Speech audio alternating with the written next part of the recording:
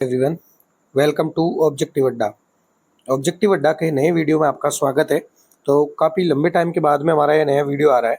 आज हम इस वीडियो में बात करने वाले हैं, आपको पता होगा अभी एयरफोर्स ग्रुप सी के 2025 की जो वैकेंसी आई थी ग्रुप सी की, उसके फॉर्म भरे गए थे। तो उस वैकेंसी के अंदर जिन जिन स्टूडेंट ने फॉर्म अप्लाई कर दिया है, उन सब के लिए ये वीडियो बहुत ज़्यादा इंपॉर्टेंट होने वाला है। तो आप सभी स्टूडेंट ये एक बार ढंग से देख लेना, आपको पता चल जाएगा कि आपका जो फॉर्म है वो एक्सेप्ट हुआ है, रिजेक्ट हुआ है। जितने भी आपके जैसे जो हमारे टेलीग्राम ग्रुप है, जिनको नहीं पता ऑलरेडी मैं आपको बता देता हूँ, उसमें आपके कम से कम 3000 प्लस जो स्टूडेंट हैं आपके, वो सब जुड़े हुए हैं। तो आप भी उसमें जुड़ सकते हो, उसका लिंक भी आपको वीडियो के डिस्क्रिप्शन में मिल जाएगा। तो उसमें सभी के जो स्टूडेंट के जो डाउट आ रहे थे, उसका मैंने सोचा ग्रुप में बार बार रिप्लाई देने से अच्छा है कि मैं आपको एक वीडियो बना के और उसी में साथ में बता दूं कि आपको क्या क्या आपके जो भी है, कैसे कैसे प्रोसेस रहने वाला है, उसके अंदर जो भी आपके डाउट थे वो सारे इसी वीडियो में क्लियर हो जाएंगे। जैसे जो मोस्टली जो है कि जितने भी जैसे आपका एप्लीकेशन फॉर्म एक्सेप्ट हुआ या रिजेक्ट हुआ, इसका आपको कैसे पता चलेगा। उसके बाद में अगर अपन बात करें कि आपके एडमिट कार्ड कब तक आएंगे, उसके बाद में अगला जो अपना आपका सवाल जो स्टूडेंट का है वो है कि सिलेबस के अंदर क्या क्या पूछा जाएगा, एग्जाम पैटर्न क्या रहने वाला है, और जैसे फिजिकल होगा या नहीं। जो सबसे बड़ा काफ़ी बड़ा जो स्टूडेंट का सवाल है वो यही है कि एग्जाम फिजिकल होगा या नहीं होगा। तो कुछ जो पोस्ट है आपके उनका फिजिकल होगा, कुछ पोस्ट के अंदर है उनका फिजिकल नहीं होने वाला है। तो इन सबको आज इस वीडियो में अपन डिटेल में समझने वाले हैं। आपके जितने भी एयरफोर्स ग्रुप सी के रिगार्डिंग जो डाउट थे वो सब क्लियर हो जाएंगे। फिर भी कुछ बच जाते हैं तो आप हमें कमेंट बॉक्स में लिख सकते हैं, आप हमें इंस्टाग्राम पे पूछ सकते हैं, और आप हमें टेलीग्राम पे पूछ सकते हैं। इतने सारे आपके पास में ऑप्शन है, आप कहीं भी हमसे पूछ सकते हैं। सारे के सारे जो भी आपके डाउट होंगे वहाँ जवाब दे दिए जाएंगे। और वरना इसके अलावा अगर कोई आपका जेन्युइन डाउट होगा और जिस पर बड़ा वीडियो बनाया जा सकता है, तो वो अगले वीडियो के अंदर अपन और डिस्कस कर लेंगे। अब जो अपन चलो बात करते हैं, एक एक करके मैं आपको बता देता हूँ, और जो भी है आपके जितने भी डाउट होंगे वो सारे क्लियर हो जाएंगे। बस आप है ना इस वीडियो को लास्ट तक जरूर देख लेना, फिर आपको बाद में कुछ भी रहता है तो आप फिर बाद में कह सकते हो। तो सबसे जो पहला जो सवाल रहता है जो स्टूडेंट का, वो धीरे धीरे करके एक एक करके समझते हैं अपन। मैं यही बता देता हूँ आपको, या फिर मैं देखो आपको एक बार काम कर दें, यहाँ से एक एक करके इसी में जो 4-5 सवाल लिखे हुए हैं वो सारे के सारे आपके सवाल ले लेता हूँ मैं।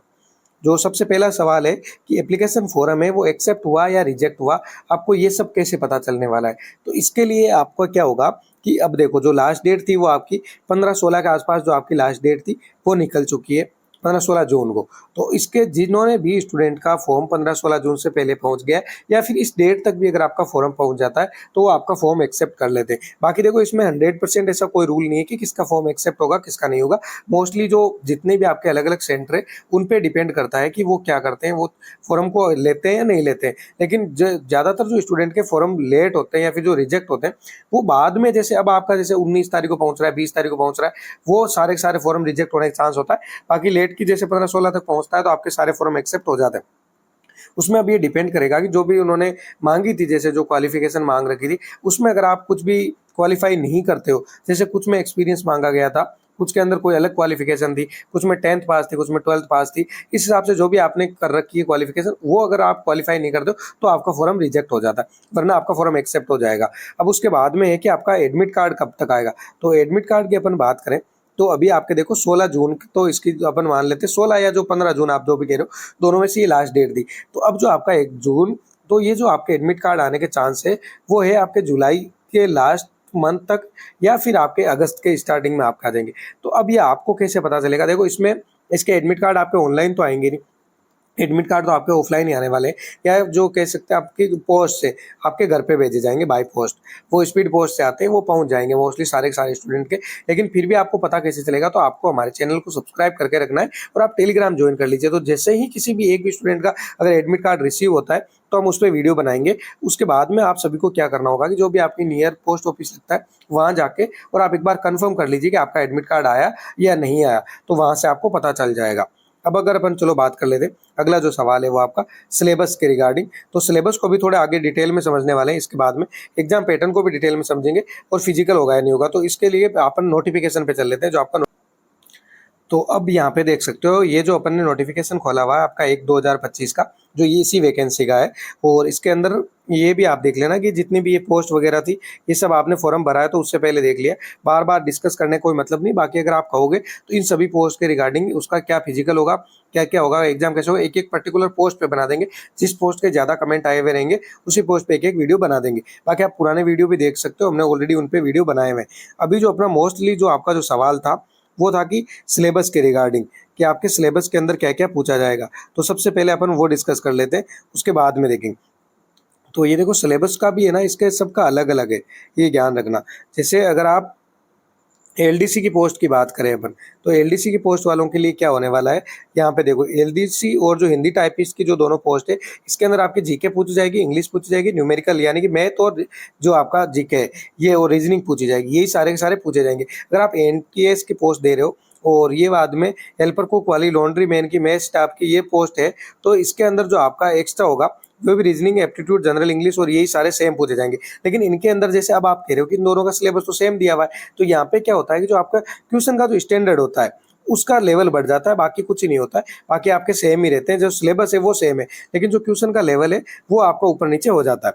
अब अपन बात करते हैं बाकी जो पोस्ट है, यहाँ पे ही जो आपका एक और डाउट है, जो अदर जो ट्रेड की पोस्ट है उनके अंदर क्या होता है कि जो आपके जीके, इंग्लिश, रीजनिंग और मैथ ये सारे तो पूछे जाएंगे, इसके अलावा कुछ जो आपके ट्रेड या पोस्ट से रिलेटेड क्वेश्चन आ जाते हैं वो भी पूछे जाएंगे। एग्जाम जो आपका होगा हिंदी और इंग्लिश दोनों लैंग्वेज के अंदर दिया हुआ रहेगा, ये ध्यान रखना। अब ध्यान रखना जो मोस्टली जो सबसे बड़ा जो डाउट है स्टूडेंट का, कि आपका इसके अंदर फिजिकल या फिर जो अपन कह सकते हैं ट्रेस टेस्ट है वो होगा या नहीं होगा, तो वो देखो सबसे पहले डिस्कस कर लेते हैं। इसके लिए क्या करना होगा, यहाँ पे देख लो आप, ये क्या दिया हुआ है यहाँ पे,